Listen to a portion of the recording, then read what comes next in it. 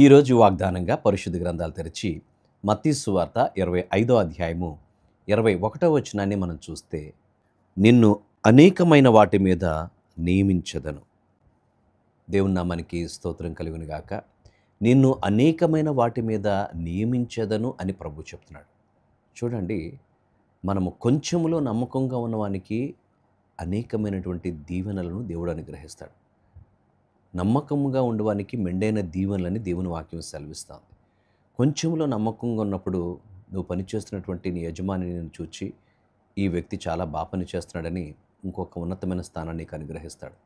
తర్వాత ఆ స్థానంలో నువ్వు ఇంకా నమ్మకంగా పనిచేస్తూ నీ ఉద్యోగంలో ఎవరితో గొడవలు లేకుండా సమాధానంగా వెళుతూ చాడీలు చెప్పకుండా నువ్వు జీవనాన్ని కొనసాగిస్తుంటే నిన్ను ఇంకొక ఉన్నతమైన పొజిషన్ నీకు అనుగ్రహిస్తాడు.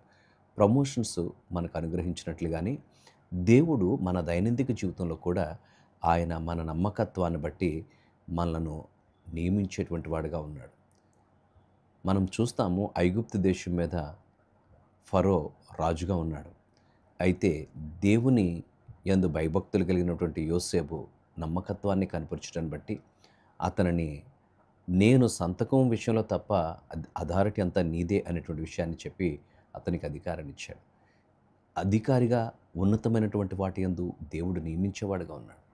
తన బిడ్డలు యథార్థంగా నమ్మకంగా పనిచేస్తున్నప్పుడు ఆయన నిన్ను నియమించి ఉన్నతమైనటువంటి తన కృపచేత బలపరిచే దేవుడుగా ఉన్నాడు. ప్రియ సహోదరి, నమ్మకంగా జీవించగలుగుతున్నావా?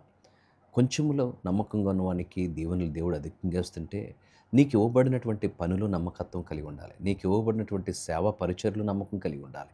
దేవుడు నిన్ను ప్రేమించి ఒక సహవాసాన్ని అప్పగిస్తే ఆ సేవలో నమ్మకంగా ఉండాలి. దేవుడు నిన్ను ఒక సంఘంలో పెడితే ఆ సంఘంలో నమ్మకంగా ఉండాలి. నమ్మకమైన విశ్వాసిగా, నమ్మకమైన సంఘ సభ్యుడివిగా నీవు జీవించాలి. అప్పుడు దీవెనలు పొందుకుంటావు. నీ ఇష్టానుసారంగా నువ్వు జీవిస్తూ ఏదో వెళ్ళాను వచ్చాను అన్నట్లుగా ఉంటే దీవెనను పొందలేం మనం. కనుక మెండుగా దీవెనలు పొందాలనంటే, నిన్ను ఉన్నతమైనటువంటి వాటి యందు దేవుడు నియమించాలనంటే నమ్మకత్వం చాలా ప్రాముఖ్యమైనది అనేటువంటి విషయాన్ని మనం జ్ఞాపకం చేసుకోవాలి. కనుక దేవుడు మనను ఉన్నతమైన స్థానంలో ఉంచాలని ఆయన ఆశపడుతున్నాడు.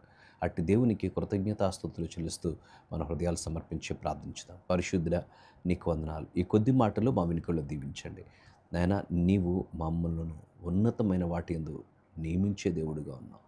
నమ్మకస్తులైన వారి కొరకు నువ్వు ఎదురు చూస్తున్నావు. అందుని బట్టి నీకు స్తోత్రాలు. నీ బిడ్డలపై నీ కృపను ఉండి నీ దిన దీవెనలతో వారిని నింపి నీ కృపలో నడిపించమని యేసయ్య నామమున అడుగుచున్నాము తండ్రి. ఆమేన్.